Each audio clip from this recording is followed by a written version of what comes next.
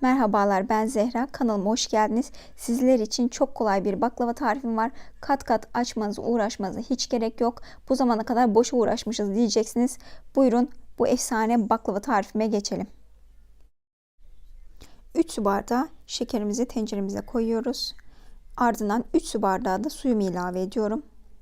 Onları eriyene kadar karıştırıyoruz. Ardından 4-5 damla limonumuzu da sıkıyoruz ve şerbetimizi kaynamaya bırakıyoruz.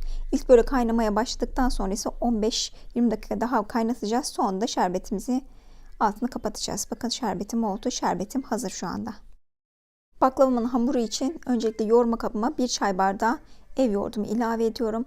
Ardından aynı çay bardağıyla sütümü ilave ediyorum. Aynı çay bardağıyla sıvı yağımı da ilave ettim. Ardından bir yumurta kırıyorum. 1 yemek kaşığı da sirkemi ilave ettim ve hepsini güzelce bir çırpıcıyla karıştırıyoruz. Hepsi özleşene kadar. Şimdi ilk su bardağı gluten sunumu ilave ettim. Ardından ikinci su bardağı gluten sunumu ilave ediyorum. 2 su bardağı gluten sunumu ilave ettikten sonra elimle karıştırmaya başlıyorum.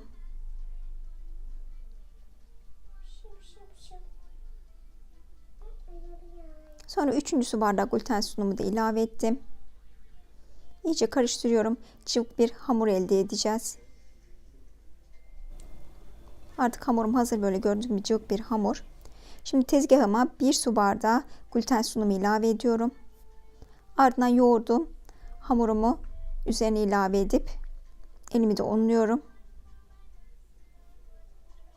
Hamurumu kenarlardan içe alarak yoğurmaya devam ediyorum. Hamurum gayet cıvık bir hamur. O yüzden İyice ellerimi de unlayarak tezgahımdaki bütün unu bitirene kadar hamurumu yoğuracağım. Tamamını hamuruma yedirmiş olacağım.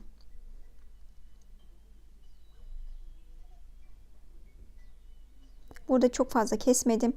Hamurun nasıl kıvam aldığınızı görmenizi istedim.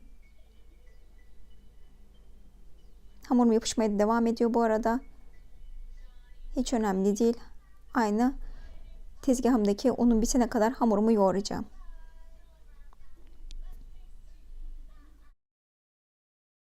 Unum neredeyse bitti. Hamurum da istediğim kıvama geldi. Gördüğünüz gibi gayet yumuşak bir hamur. Yumuşacık.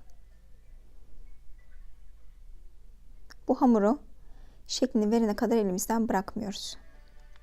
Artık yoğurdum hamurumu. Altına unladığım bir kaba koydum. Üzerine de unluyorum. Baklava hamurumu 1 saat kadar dinlenmeye bırakıyorum. 1 saat dinlenen baklava hamurumu tekrardan altına unladım tezgahıma, ama bu sefer unum farklı. Sinangil unu kullandım. Tamamen nişastalı olduğu için. Ya da sizde sinangil un yoksa burada mısır nişastası kullanın. Tezgahımın altını unladım nişastayla. Artık unla işimiz yok. Nişasta kullanıyoruz burada. Ya da sinangil unu kullanın. Hamuruma şeklini veriyorum. Öyle küçük küçük, bu baklavada küçük bezeler almanıza gerek yok. İstediğiniz gibi büyük bezeler alabilirsiniz. Ben 4 eşit parçaya böldüm. Gördüğünüz gibi büyük büyük de aldım. Bu baklava o kadar kolay olacak ki 10 dakikada baklavanız hazır olacak, emin olun. Şerbetiniz hazırsa 10 dakikada baklavanız da hazır. İyice altını üstünü burada çok fazla nişastayla unluyoruz. Mısır nişastası ya da sinangil un ile. Çok fazla altın üstünü sürekli nişastalayarak hamurumuzu açıyoruz. Çünkü hamurumuz çok yumuşak, yapışkan oluyor. Eğer çok fazla nişasta dökmezsek üzerine. İyice her tarafını sürekli çevire çevire nişastaya bulayarak hamurumuzu açıyoruz.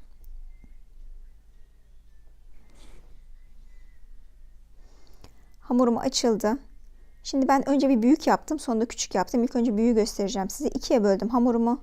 Üzerine cevizimi, çekilmiş cevizimi koydum. Şeklini burada kesmiyorum görün diye. Ben böyle muska şeklinde yaptım. Çok kolay bir şekil oldu. Hiç öyle uzun uzun kat kat açmaya hiç gerek yok. Kolay bir baklava. Tadı da görüntüsü de muhteşem oldu. O katlığını da göreceksiniz zaten.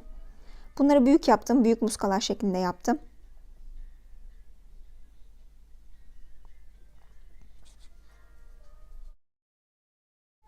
Diğer katını da burada kesmeden şeklini görün diye burada da aynı şekilde gösteriyorum.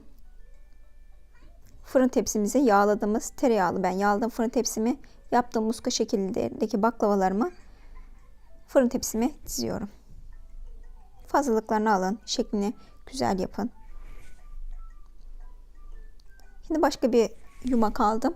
Yumakları da yine her aldığımızda iyice yine elimizle yoğuruyoruz. Biliyorsunuz glutensiz unlarla hamur yaparken tamamen fırına girene kadar ya da şeklini verene kadar hamuru mıncıklamaktan vazgeçmiyoruz. Sürekli elimizde hamurla oynayacağız ki güzel olsun.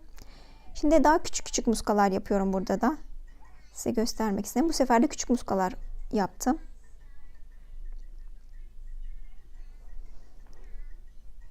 İnanır mısınız, bu baklavayı akşam üzeri yarım saatte yaptım. Fırınladım ve pişirdim. Siz de deneyin. Hala benim gibi bayram arefesinde baklavanızı yapmadıysanız hemen yapabilirsiniz. Bayram birinci günde yapabilirsiniz. Çok kolay oluyor.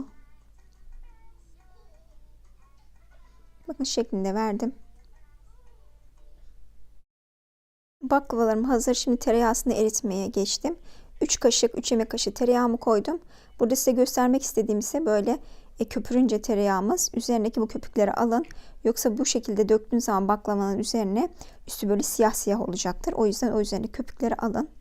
Bakın şekilleri böyle muska şeklinde, büyüklü küçüklü. Çok büyük olanları ise bıçakla ben ortadan kestim. Hem bu şekilde içinin katlarını da görmüş olacağız. Çok güzel oluyorlar. Dolu dolu bir baklava oluyor. Bir dilim yemeniz sizi doyuracaktır. Hem o çıtırlığı hem böyle dolu dolu gözle doyurması çok güzel bir baklava oldu. Üzerine ise erittiğimiz tereyağları teker teker gezdiriyorum. Ardından ise 180 derece fırında üzeri kızarana kadar pişiriyorum.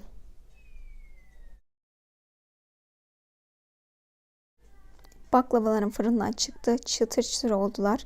Kat katlar. Harika oldu. Bu kadar kolay bir baklava. Buyurun yapın. Gerçekten tadı, lezzeti, görüntüsü efsane oldu. Baklavalarım sıcak. Şerbetim ise soğuk. Üzerine döküyorum ve çekmesini bekliyorum. Siz de yapın. Kesinlikle yapmanızı tavsiye ediyorum. Şiddetle tavsiye ediyorum. O kadar güzel oldu ve o kadar da kolay. Videomu beğendiyseniz beğeni tuşuna tıklamayı, kanalıma abone olmayı ve yorumlarınızı da bekliyorum. Bir sonraki videomda görüşmek üzere. Şimdiden hayırlı bayramlar. Sevgiyle kalın, sağlıcakla kalın.